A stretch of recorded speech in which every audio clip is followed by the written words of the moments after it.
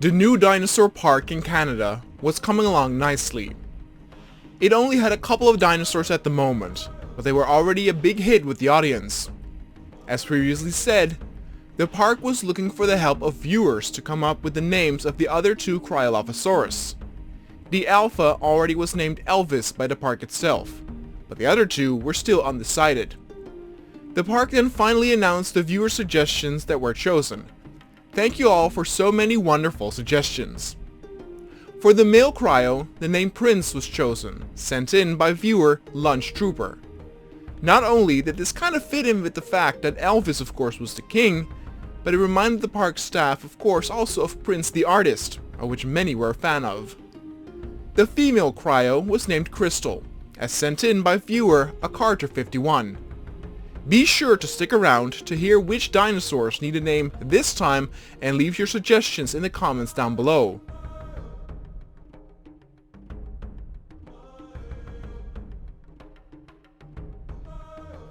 With the two types of dinosaurs settled in, the next animal was already on its way. To still keep the attention on the Cryolophosaurus a bit, the next would be the small Compsognathus, also known as the Compy. These small dinosaurs would be the smallest creatures in all of the park, and though they might look and move very cutesy, they could be very dangerous in large numbers. They would hunt small prey sometimes if traveling in packs large enough, but they were very light and fragile creatures themselves, and thus they mostly would eat from cadavers. They were kind of the vultures of the prehistoric age and would clean up any dead dinosaur that had been left after large predators have had their share of flesh.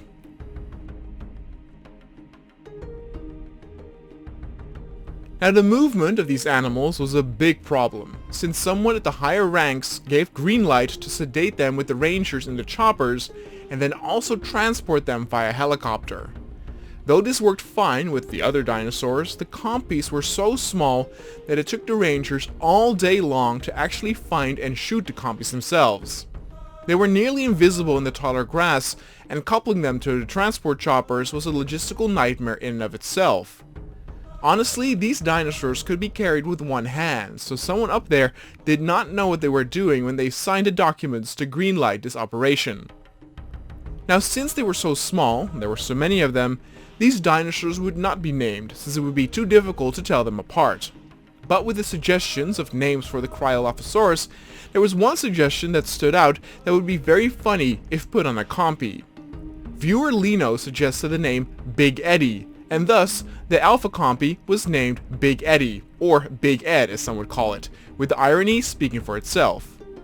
It should also be noted that despite being an alpha, the Compies were such a wild and jittery bunch that there was no real sign of hierarchy or leadership. Since the Compies would not hunt larger prey, it was necessary this time to have them fed by feeders with meat already prepared. With most other predators, a goat would be fine, and though Compies have been known to take out larger prey than a goat, they might still be a bit startled or scared to attack sometimes. With the feeders and the prepared meat, they could eat and dig in whenever they wanted. And so with the Compies also settled in, it was time for the next enclosure to receive its new inhabitants. The next project had been planned for quite a bit. In fact, it had been in the making ever since it was decided to have the park placed in Canada. The area, of course, was a lot colder compared to the Central American islands that the first zoo and safari park were built. Though most dinosaurs were designed to withstand the harsher weather, they still seemed to respond well to warmth and other external sources of heat. With that in mind, the park's higher-ups wanted to build the world's first dinosaur hot springs. Hot springs where dinosaurs could relax, bathe, and regain their strength during the cold weather. It would be a massive enclosure and a mixed zone with various herbivores of different sizes. The first dinosaurs that were brought over were the Edmontosaurus, since they were so easy to put inside an enclosure with another species. At the moment, there were only 3 brought over, but later more would arrive to accompany them. They had always responded incredibly well to be put with other herbivores, and their agile build made it to where they would surely love the hot springs, since they could easily sit, lay down, and stand back up again, and these herbivores were also known to easily walk on its 2 hind legs as on all 4s.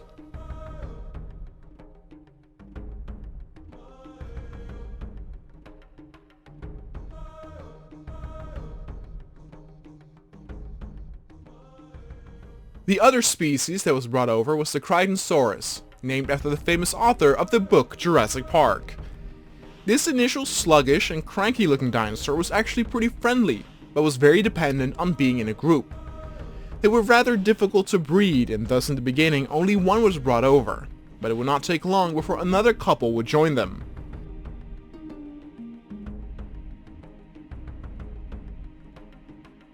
With this first batch of dinosaurs having arrived, they were flown over to the zone for initial testing and inspection.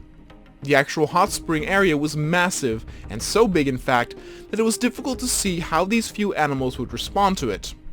There were multiple hot springs, each with a different function, and one had to wait for a few more dinosaurs to see how they would react to it.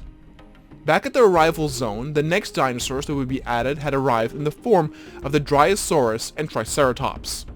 The Drysaurs were very small and cute.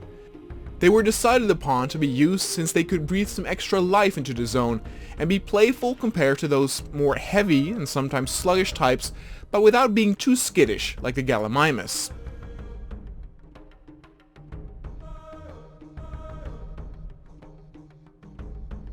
The Triceratops, of course, were heavy and calm, but could do some pretty nasty damage with their large horns. 3 were initially flown over, and there were 2 males and 1 female, and so it was likely that the 2 males would fight for dominance and also the right to mate with the female. These 3 Triceratops would need to be named by you, the viewers. As said before, there are 2 males and 1 female, so please let us at the park know which names you think are suitable for these gentle giants. The duels these Triceratops would have would surely be a delight to be seen by the audience, but with fights like this, it was not uncommon for a trike to get wounded. That's also where the hot springs would come in, since the water that was high in minerals would accelerate and help with the healing process.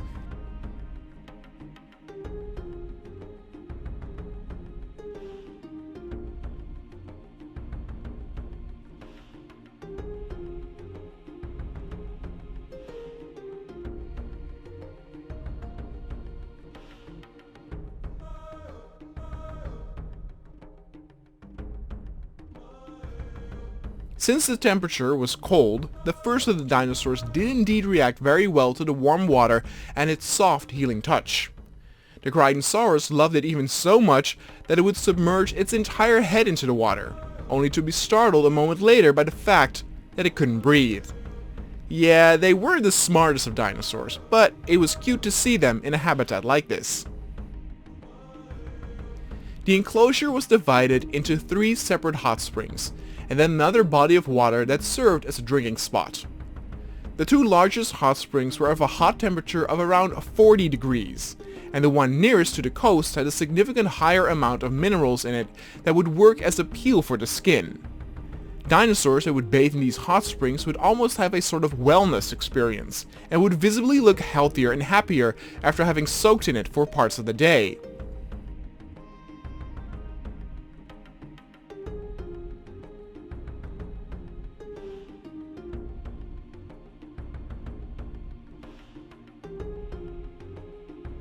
The one all the way at the back was a small hot spring with a temperature of 45 degrees, which meant it was very hot and would probably only be used by the dinosaurs on the coldest of days or if they had a sore leg or other wound. See, that was the great thing about these hot springs, is that they relaxed the dinosaurs and accelerated healing as well.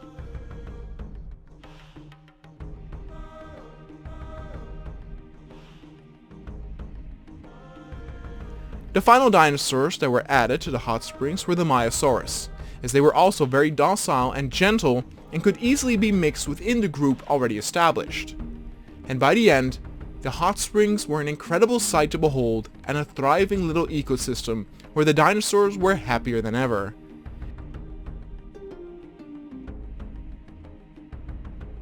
It did sometimes occur where the dinosaurs would fight each other, but it more often than not was a bit playful, and even if some wounds were left behind, it was nothing that a day or 2 relaxing near the warm water wouldn't fix. The herbivores were in heaven, and could relax all day long and take naps, bathe, socialize, and eat all the delicious leaves and fruits that they wanted. It was a great success, and we would surely see in the future more of these creations for other types of dinosaurs as well. What, for example, would happen if we were to make hot springs for carnivores, or maybe a mixed enclosure for both carnivores and herbivores? Now remember, these dinosaurs did not have the behavioral prohibitors applied to them, so for the moment, the herbivores and carnivores could not yet be mixed without their being held to pay. And so with the audience enjoying the view with a coffee or a donut of all the relaxing dinosaurs at the hot springs, it was time to move on to the next dinosaur of the park. It would yet again be a golden oldie. It was the Ceratosaurus that would see the light of day. But then after that, the green light was finally given to prepare for the build of a lagoon for the first aquatic creature.